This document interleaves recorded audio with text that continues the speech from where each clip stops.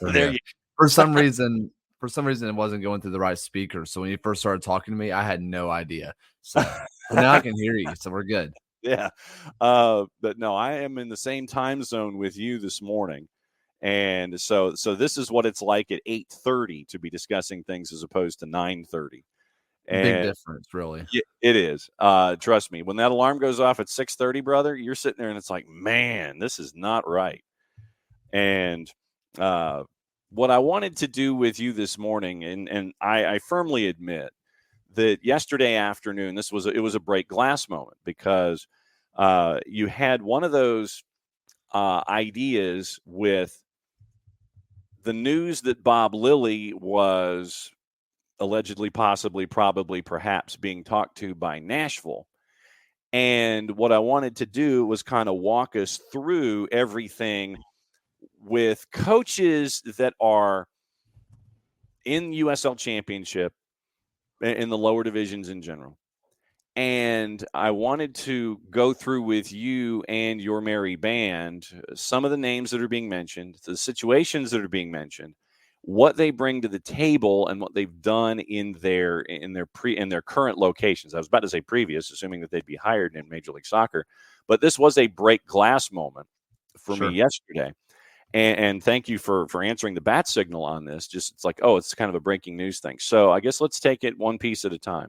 Sure. When it comes to Bob Lilley and Nashville, what are you hearing, and what are your sources telling you about yes, no, it did happen, gonna happen? What's the conversations? What are your sources telling you about Bob Lilley? Interesting, because the Pittsburgh side of it, specifically the guys out at Mongols, the guys who are out at Pittsburgh soccer, John Krasinski, who is really respected in USL circles, is kind of like this interview never happened. The one that was implied. Mm-hmm. I have people on Nashville's side who are not just this one source that was kind of posted that you found. I had sources within Nashville who said it did. Okay. So there's a lot of misdirection kind of going on here. Now, I think one thing that needs to be like kind of reminded is, what does interview, quote unquote, interview mean? Right. Was it a phone call where they said, Bob, you want to come? And he says, no, I got to yell at some players right now. You're taking our material, man. What are you doing? Or was it, hey, we flew him to Nashville and had an actual conversation? Yeah. What is the extent of interview? That kind of gets lost along the way. As for the Pittsburgh side, because all the Pittsburgh people are saying it never happened and that, this is just kind of just an online rumor. Mm-hmm. I'm kind of led to believe that there has been no serious conversations. If conversations have happened, it has not been enough to notify the club that this could be a real possibility. When it comes to, and we riff on Lilley for his how do we say this, his decibel level, shall we say? That's one way to say it. And his consistency of performing at that decibel level when it comes to his coaches. When it comes to Lilley as a coach, what does he bring to the table stylistically for someone who hasn't seen Pittsburgh play? And, this is where we get to learn from Morrissey, and everybody does. But when it comes to Pittsburgh and Lilley, what does he bring to the table stylistically for a job opening that may or may not happen either today or later if he's interested in something? What does Bob Lilley bring to the table when it comes to his time there in Pittsburgh? Man, the one thing that's about Bob Lilley is that he brings a lot to the table. You can ask me what his style of play is. You can ask me, well, what is his preferred system? And the answer is that he doesn't have one. The only thing that's a real consistent with Bob Lilley is his defenses are amazing. He constantly gets the best out of a back line. He can make true gems out of absolute dirt in terms of his defense. And he always just kind of tinkers with things. We see throughout the year, every single year, where Bob Lilley will go through legitimately 5 different systems, and they're different from year to year to year to year. They may be different formations. They may be trying different players in different places. This year, we saw Danny Griffin start at center back for Pittsburgh. They wanted a true ball playing center back so they could get someone who can move the ball up the pitch more effectively. And because they lost a guy like Albert Dequa, it's going to allow more bodies into the box. Didn't really work out because Danny Griffin's one of the best midfielders in the league. Does not make him a center back, obviously. Right. So they went through some changes. They realized it didn't work. Danny Griffin went back into the midfield, and it's opened everything up. Recently, they've kind of changed into going to this like 5-3, like 5-3-2. Sometimes they'll go to this like 3-4-3 kind of thing, where they have a guy like Robbie Mertz playing more like a number 10 as opposed to just being a striker. It goes through so many changes. So I think if you're any MLS fan, or if you're a Nashville fan, it's like, I want to know more about Bob Lilley. The biggest thing that you need to know is that he's not afraid to make changes. He's not going to be a guy who gets stuck in his system. He's not going to be somebody that's like, I am a 5-3-2 coach and I will force everybody into my cram style. It is constantly evolving. And if you look at the Bob Lilley today and the Bob Lilley that you watched with Rochester, they are just completely different styles and system. He's an ever evolving coach. And the way that we see him these days, more often than not, there is a bit of pragmatism to it.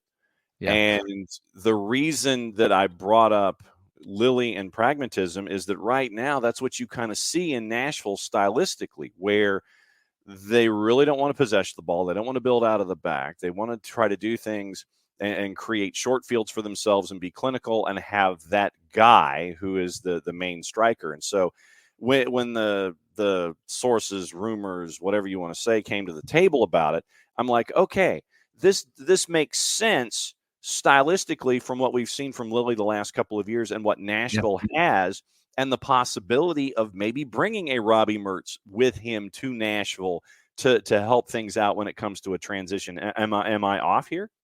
I mean, if he was going to bring anybody, it has to be Keondo Forbes, right? He's gone everywhere with them. It's not, I mean, whether he plays or not, he just needs to have him around. But no, I mean, I think you're spot on. And the thing, whenever I came on here last time and we were kind of talking about coaches moving, little did we know that we'd be here right now. I mentioned that I thought Bob Lilley would be a perfect fit for Nashville. And because that was right after they sacked their coach and they had all these changes, because Nashville is built defensively. That's what they have. And they have a superstar striker. Like, that's what has made Lilley Ball work in the past. You have an amazing defense. You have someone who can feed them the ball, and you have a superstar striker on the end of it. And I think that if you were to look at Pittsburgh, I think a lot of people kind of think of them as a 3-back team, but he can work in a 4-back. And Nashville's kind of been floating in between those kind of systems as well. I think that if you're going to make this work, I think you're going to have to look at more of the 2021, 2022 Pittsburgh, when they had a Russell Cicerone, a fantastic striker, fantastic player. He kind of has that 2-to-1 goals to assist ratio. He's looking to pass almost as equally as he is to score, right? But when Lilley Ball, quote unquote Lilley Ball, is absolutely at its best, is when you have to kind of give basketball terms a little bit. When you have a Carmelo Anthony at the top, where I am looking to score, only score. If you ever even think about letting me pass, I'm not doing it. I'm scoring. Like, that's when Lilley Balls work the best.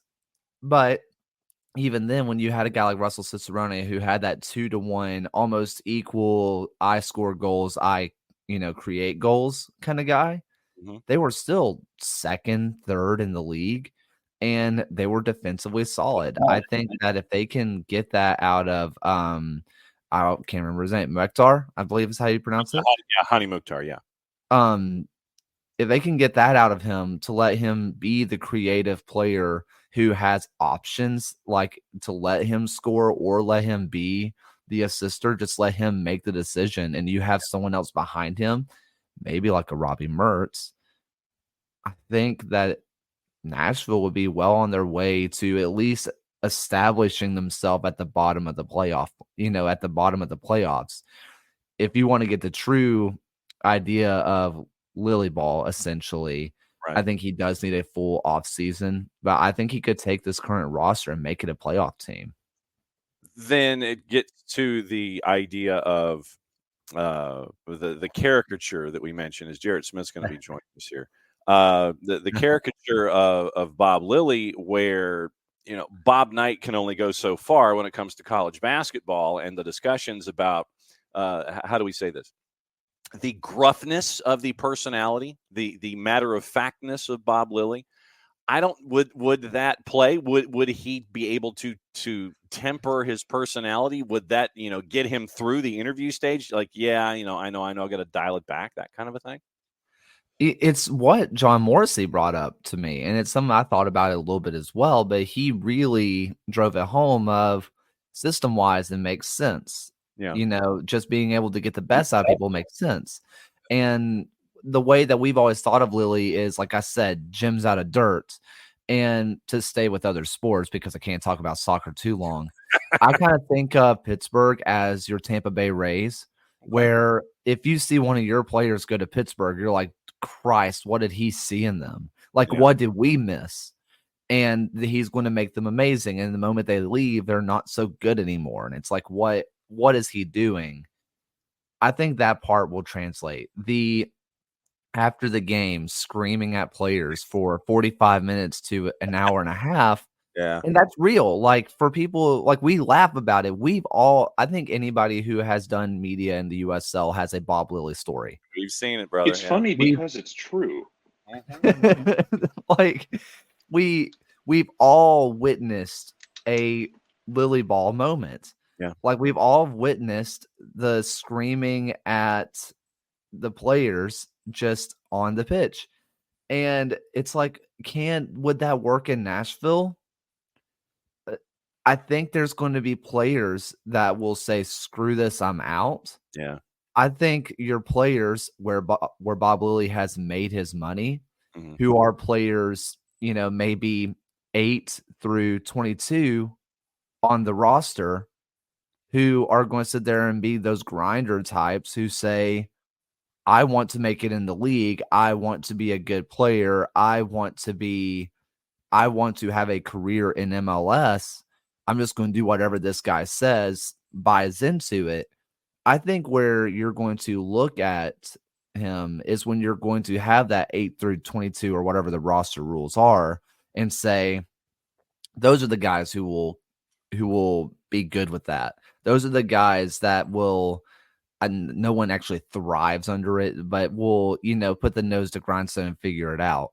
It's going to be your 1 through 7 who are real deal superstars making real deal money, who can actually retire after they're done, playing.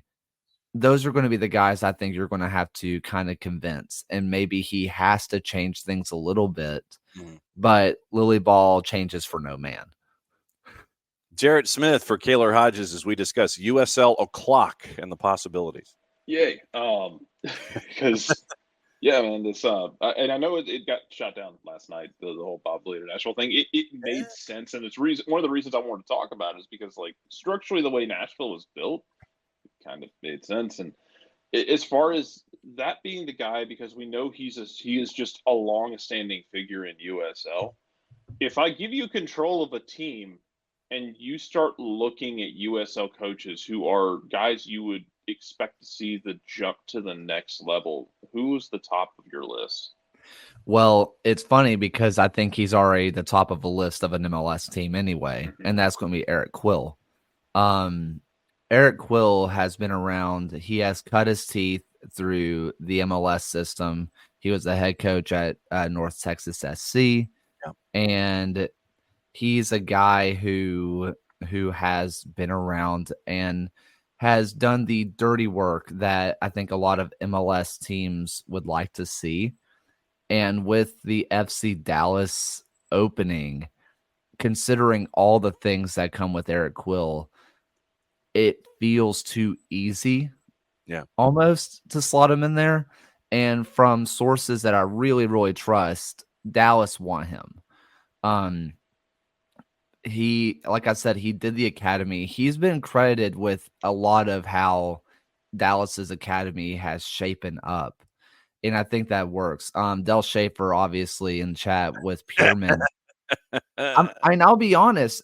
If this was a just world where guys who are good get their opportunity to do it immediately, Ben Pierman should be your number one. But kind of just knowing how this whole thing works, like you see it in the NFL, you see it in Major League Baseball, you see it in everywhere. People have to cut their teeth and do the dirty work. They have to do the grindy stuff first, and not to say Pierman hasn't, but he hasn't done it in their building. Right. And I think that Pierman would be the easy choice on giving him an MLS club to run because he would do it flawlessly. I just don't think that realistically he would get that chance unless he went and did the assistant first.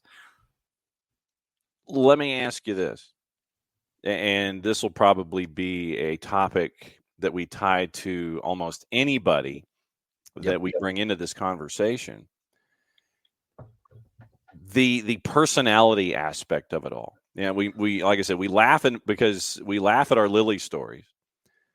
Ben Pierman is, he is a personality that is, a my way or the highway kind of guy. At least that's the impression that I've gotten from his time starting up in Detroit City and coming down, that he is very set in his ways. He'll tell you what he thinks. Diplomacy occurs, and then there are times when it doesn't, that he'll speak his mind.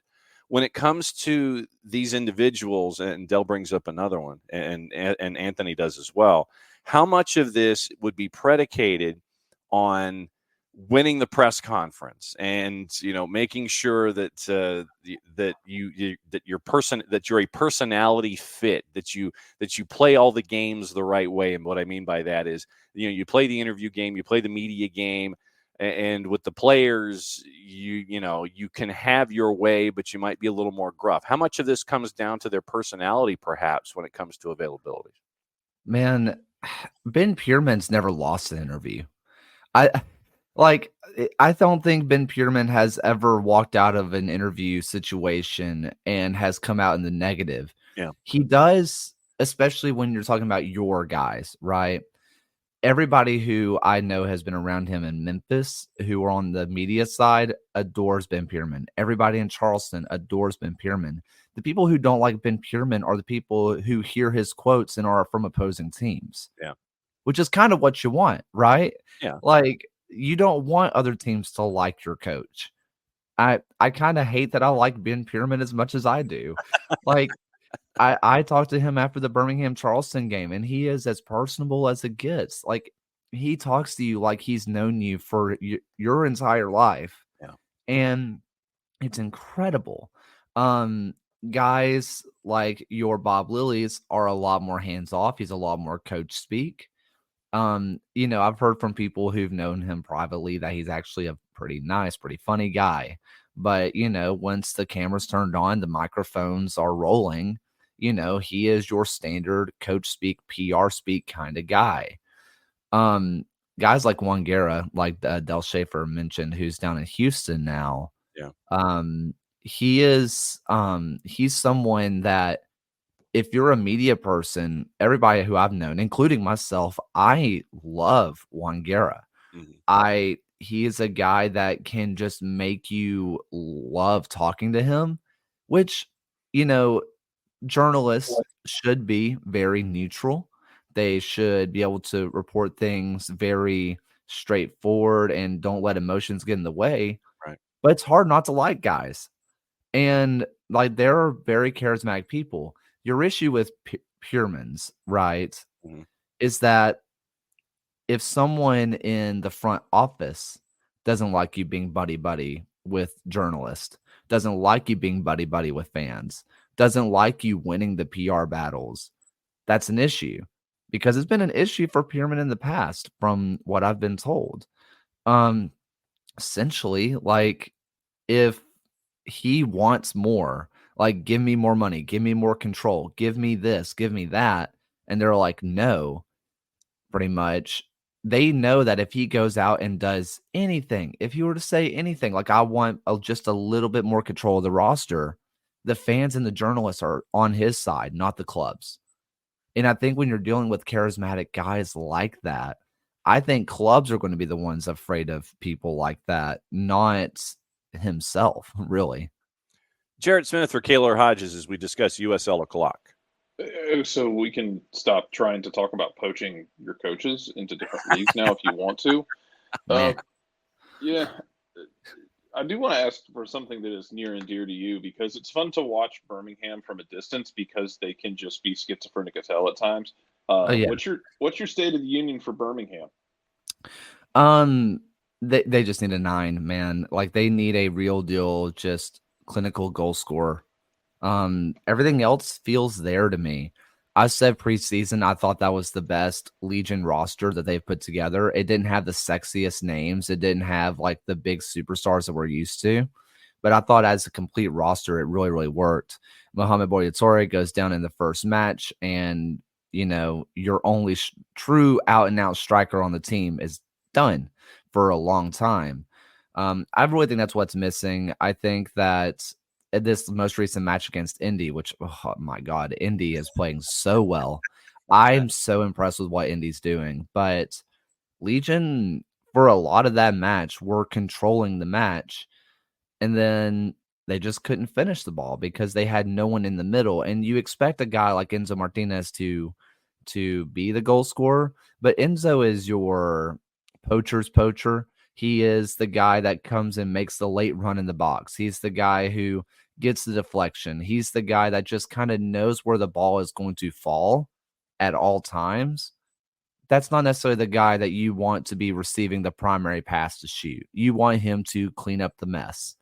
And whenever you don't have a true striker up there, I think it's creating a lot of issues. I think if Legion went out and got a true number 9, or Boyatore comes back and he is himself again, I think that this is a team that could really be pushing for a home playoff spot. If it doesn't happen, I think that with the system changes that they've done with putting Jake Roof as the number 6, I think that they're going to be comfortably a playoff team. And admittedly, it's one of the more impressive coaching jobs that I think Tommy Sohn has done. Kaylor Hodges, at Kaylor Hodges, at the USL show, hanging out with us here to discuss USL o'clock and all of the other break glass issues that are going on. I want to put a bookmark in Indianapolis, obviously, because of what's going on with the discussions with Major League Soccer and the mayor apparently going down one road and the folks that play at the mic going down another road, and people sitting there and butting heads like rams on a mountainside. We'll get back to that in just a sec. So bookmark that. We'll put that to the side. Anthony mentions Danny Cruz. Yep. And Jarrett will be more than happy to mention Danny Cruz today, twice on Sunday, and any day of the week that ends in a Y when it comes to possibly being a coach at the next level in first divisions. And I mean, hey, Jarrett, when the guy wants to pull his own bourbon and he can do that, I mean, that adds you can be a hero in any town if you're gonna pour your own bourbon and start signing off bottles. Mm-hmm. Yeah. Danny Cruz to the next level, or is he happy in Louisville? I'm sure he is happy in Louisville. Everything I've heard is that he's happy there, but I mean, in the end, you're always wanting to be the best ever, right? I think to be a true competitor in athletics or anything that you can compete in, if you're not striving to be the best ever, you're probably not going to be that successful. And judging by how almost Death Star Lou City have been this year, it's hard for me not to believe that Danny Cruz doesn't have aspirations for the next league up. I think that Danny Cruz is hurt by the fact that he's at Louisville City. I think that he has done an amazing coaching job. I think that he has grown a lot as a coach. When Hackworth, yeah, left and he took over, a lot of people were like, well, those are just Hackworth's guys. And then things weren't going too well because guess what? The team that had been together for 8 years was getting old. And, Perish they the weren't. thought. Yeah. And it's like who would have thought? Everybody's like, Danny Cruz sucks because Hackworth was winning championships with these guys. Why can't he do it? Because they're old now. And he went out and got young talent. This Louisville City team has a couple of names that but this is not your mama's Lou City team.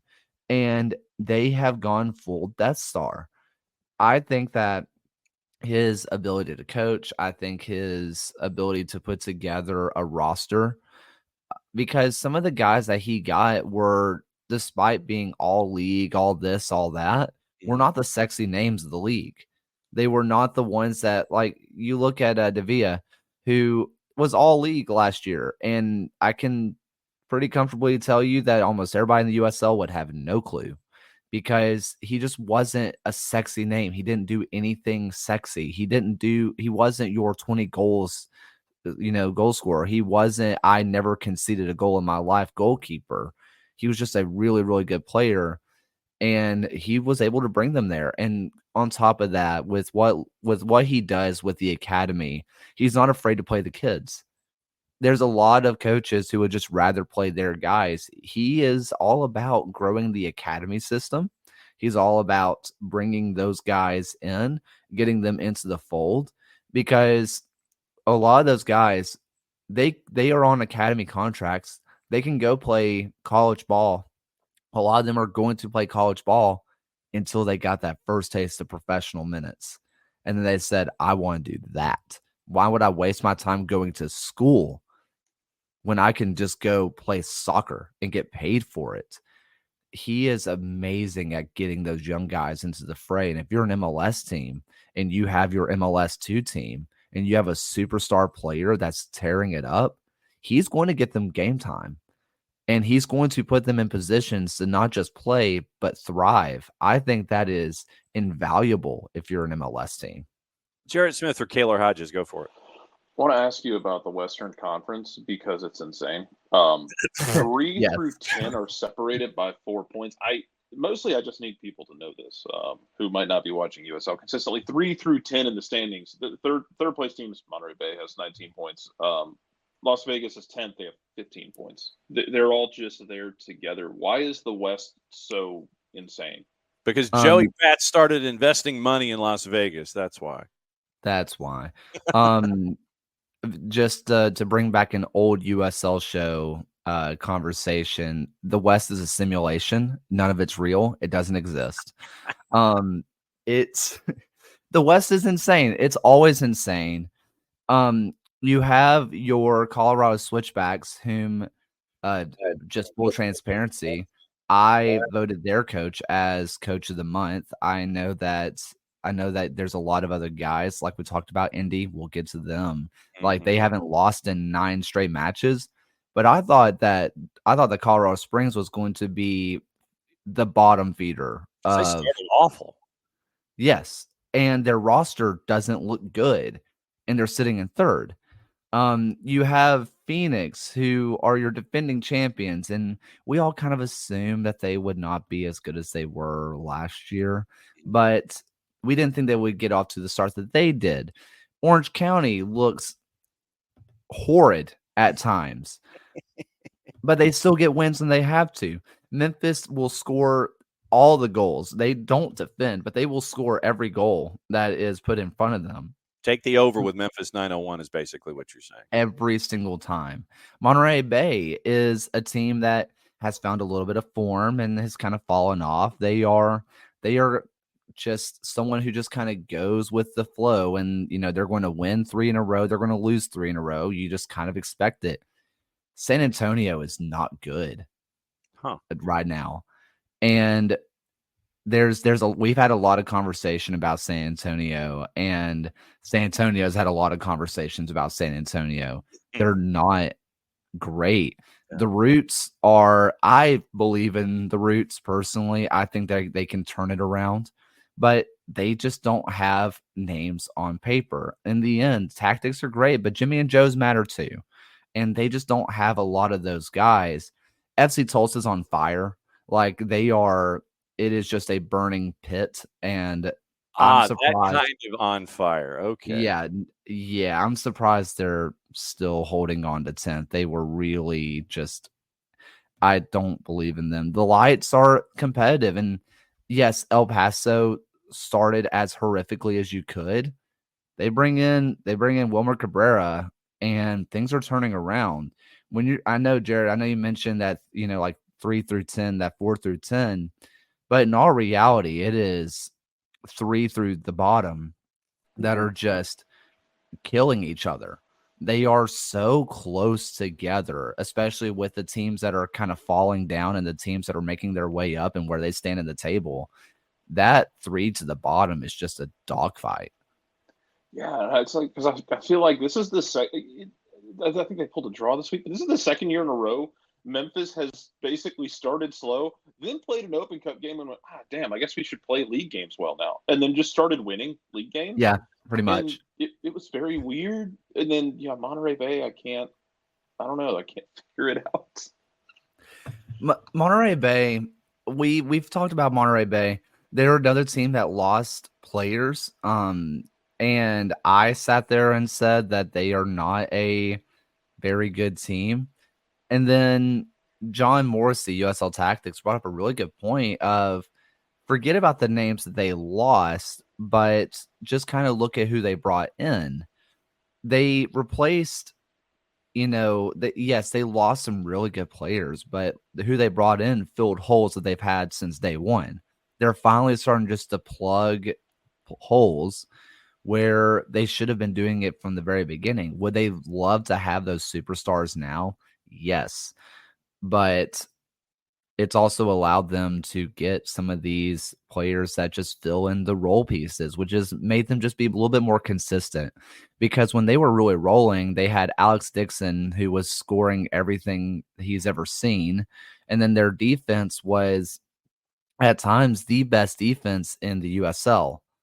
But they were as high can get and as low could get. Now they feel like they've stabilized, at least at the point where they can say, hey, we're going to win 3 in a row, we're going to lose 3 in a row, and we're just going to kind of just go through it. But it's even their losses aren't horrific. Their losses are not just horribly bad where you're wondering, are they even at the level of the championship? All right. Jonathan's mentioning Indy 11. Dell is asking about Charleston Battery current form being concerned. We kind of talked about Indy 11 a little bit. I know that we've still got to come back and circle around on the topic of other teams coming to town. What about Dell's concerns about Charleston in your mind? I'm not worried about Charleston at all. They're still second. They still have Aaron Malloy. They still have Mark Segbers. They still have Graham Smith. They still have Nick Markanich. I think in the end, they were very much reliant on Nick Markanich to do his thing, and no one can keep up that goal-scoring pace. Like, when you have 12 goals through 14 matches, to realistically expect your striker to go out and keep that pace of that would be 30 goals through 34 matches. Like, that is Ballon d'Or. Like kind of levels, like you don't expect that from your striker. I think what you're really going to hope for is Myers steps up a little bit. You're expecting Yakaza to keep his consistency. I think if they are going to get that goal scoring back, I think that Markanich needs to be more of a staple again, and have him and Myers really play off of each other as opposed to just kind of hoping that one of them plays superhero ball. But when I talked to Phil Bakke, who's from Seriously Loco, one thing that we kept just awing over with Charleston is Aaron Malloy is the best player in the league, and his free kicks are incredible. And when you're dealing with a guy that every time he stands over the ball, whether it be a corner, whether it be a longer free kick that he's putting into the box or he's going for goal, you legitimately have 50% chance of scoring on them. He is giving them a chance to score on every single free kick. And how many teams in the world can you really say that their free kick taker is a danger from anywhere on the field? I think that because of that, they're going to be A-okay. I think Grenwiz coming back is going to be a nice morale boost for the team. I hope he's okay. I know everybody said he's been in good spirits, but that was one of the most horrific injuries I've ever seen in my life. Yeah. I'm glad that he's doing better with the Batman mask, but I hope he comes back and is just an absolute superstar because I like that kid a lot. He is fearless to his own detriment, but hopefully that's a good morale. Yeah, no, it happened right in front of me. It was gross. The fan of a Patriots point, Adam Grenwiz. What's the latest with Indy 11 fighting the mayor and the mayor wanting Major League Soccer and Indy trying to get the new barn and not play at the mic as much? What's the latest with all that stuff? So basically there's just a lot of the issues that were expected, like building on top of an old grave site. Like, see, that's just bad juju anyway. It was never that was never a good sign, to be honest. But I mean, look, Talladega, it was built on an Indian burial ground. That is the story. That and when the folks that inhabited that area were forced to leave on the Trail of Tears, they cursed the land, and so that's why you have the big one every single time at Talladega. So you would think that with that lesson that folks would know that, especially in the Indy, don't do that because of what happens in other places, man. Yeah, you would think they would heed the warning of Talladega, but also there is a sickening part of the big one. And right now, I guess Indy 11 are riding the absolute adrenaline rush of living through a big one, I guess, because, I mean, they're winning matches, they're thrilled, and then they have to go and say, oh, man, this might be the last year we have our team.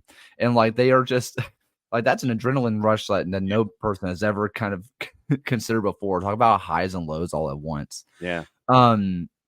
Basically, that whole deal was happening, and I think the big deal that a lot of indie people are, and USL people in general, are really pointing out is that the billionaires that they are found are anonymous. They have no idea who they are, and there's conversations on who it could be, who it couldn't be, and all that kind of stuff. And then Indy comes in, fights fire with fire, brings in a billionaire of their own to join their ownership team, which I think is the guy who owns Sweetwater, which if you're ever someone who needs instruments, I mean, go check out the people at Sweetwater. Love those guys. Man. So they are in an active soccer war, basically. And it looks like everybody who's kind of on the ground level who is on site are basically like, Indy's not going to get a team, but the 11 are going to get screwed out of their stadium. And the doomsayers are kind of saying in a couple of years, we're going to have neither. Indy 11 aren't going to be around and you're not going to have MLS. So way to go, mayor. I think if I'm looking at as someone who is from the outside, I would be stunned if Garber even shows up to Indy and has real intentions to check out sites and consider it. I also think saying that Indy will cease to exist if they don't get a stadium, I think is just a little much. I think they have survived at the mic for a long time. I think that they can continue to do it. Is it the ideal situation? Obviously not. That's why they wanted to build a stadium. But I think they could survive and find a new place. I think whenever they are building these areas and they are trying to find new areas to build, bringing in a billionaire obviously makes buying land a little bit easier. I think that they are going to be Yeah, no one knows, which tells me, to be honest, that it doesn't exist.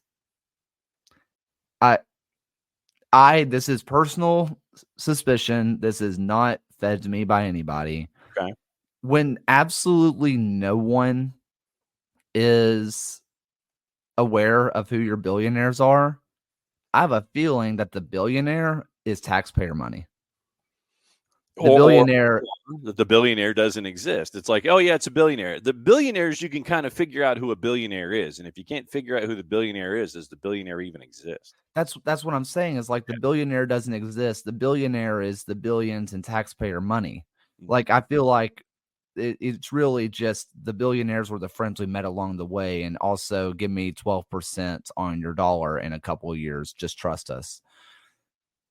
That feels more like the truth, and that the mayor is trying to just get pen to paper and then figure it out later. I think Indy 11 will survive. I do. It's just not in the thriving way that they wanted to. In the coaches' notions, we've mentioned a couple of names. Yep. Peterman, Cruz, Quill, and Guerra has come in from left field because he's, as a number 2 in Major League Soccer right now. Is there anyone that you think we've missed in this discussion? Mark Briggs in Sacramento, maybe? Mark Briggs is an interesting one because Briggs is a quality coach, man. And I think that he's going to be someone that should be a hot commodity. I think that now, again, you have to forgive me for not knowing MLS ecosystem as well. That's what we're here for. But San Jose is not very good. Yeah, and up the road. And this was going to be my point, where we're not afraid to introduce the occasional black helicopter here, where John Fisher, the owner of the Oakland A's and the San Jose Earthquakes, his baseball team is going to be playing where in the next couple of years? Sacramento, California, at the home of the River Cats. So John Fisher, and like I said, this is taking twine and stuff from between the cushions and sofa pizza and throwing it all in the same mix. So if you've got an owner in San Jose who owns a baseball team in Oakland, the baseball team in Oakland is going to Sacramento to play for a couple of years before they allegedly, possibly, probably, maybe, perhaps get their stadium built in Las Vegas or not. So he would be able to see what's going on in Sacramento with said soccer team and possibly apply it to a situation where Luchi Gonzalez is being looked at as being on the hot seat. So this is us connecting all of the loose change here and the black helicopters. So I could see your theory, and we are of like mind here, that, hey, you got your baseball team in Sacramento. Oh, look, by the way, over here at Hard Health Park, hey, here they got soccer playing going on. No, I see your black helicopter, sir. I call you on that. I think that if you're wanting to go to what it was John Fisher's MO, which is screwing over Oakland, look, he's invested. He is a primary investor in the town FC. He has attached his name there, and they are being run by Oakland Roots former, I think, founder or president, who is actively trying to screw over the Roots. He has a bad relationship with the Roots. Wow. I wouldn't be shocked whatsoever if within Oakland there is something taken, like if their coach is brought over to the town, or San Jose to be the assistant, to be the number 2. I think that whole Northern California deal is real deal, like grounds for someone like San Jose to kind of take from, to kind of pull from. I think that when you look at the relationships that Fisher has with the town, and then with soon to be Sacramento, I think the Roots and the Republic can very easily become just kind of the picking ground for whatever he wants to just sort of leave destruction in his path. I mean, I think Briggs deserves a chance. I really, really do. I think that his system of his three at the back doesn't really fit what San Jose is doing right now, but nothing that San Jose is doing right now fits anything that San Jose is doing right now. So maybe it's worth a change. So I think that Briggs to San Jose, he wouldn't really have to move that far. Yeah. I think that it would make sense for him. I think it would make sense to San Jose to get above, like to get ahead of the curve, because he is just a quality coach. And if I'm not mistaken, didn't Roots want to play in the Oakland Coliseum starting in a year or two, and they were denied that, and so they were going to build their own barn in a nearby parking lot, do a modal structure, and just do something temporary before they could figure out what they're doing.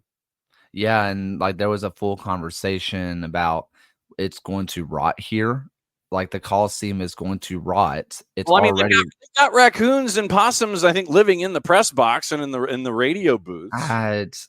Charleston has raccoons too. We're big fans of raccoons around here. All right, so, but I mean, seriously though, I mean, like the Roots came to Oakland and said, "You're doing nothing with this.